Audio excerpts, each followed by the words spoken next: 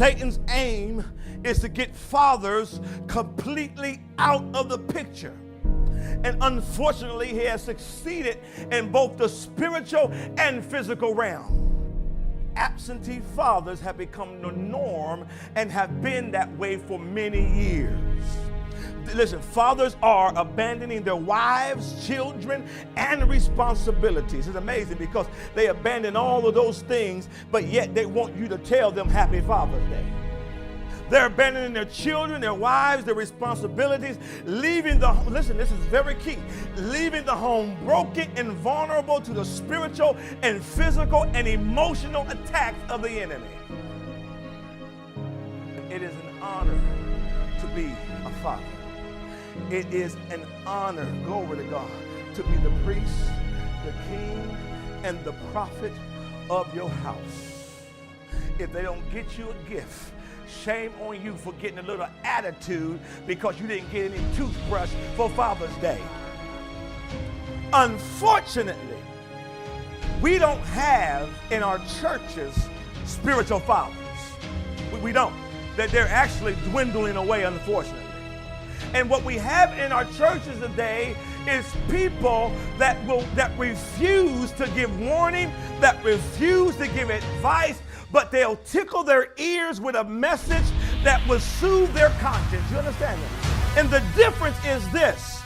A spiritual father will hold you accountable.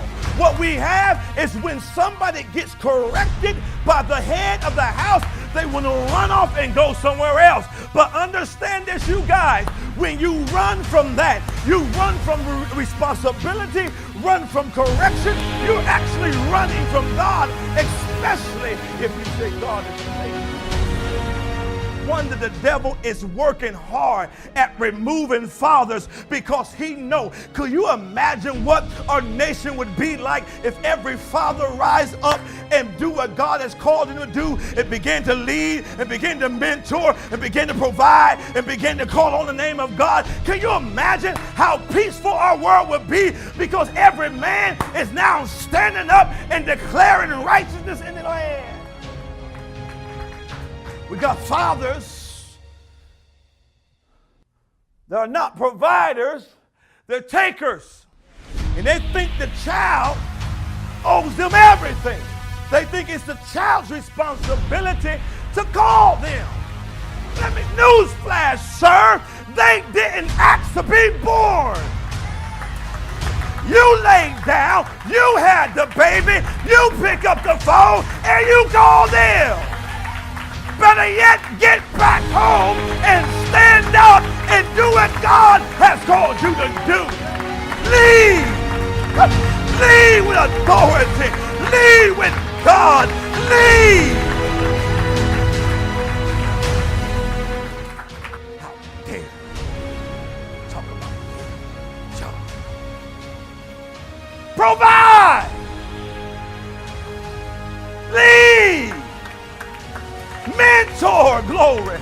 Y'all understand what I'm talking about?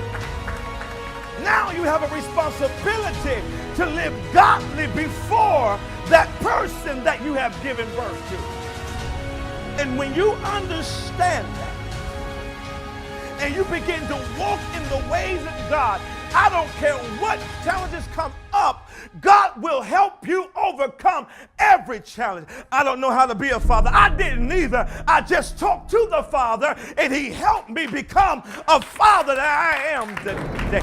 You understand what I'm saying?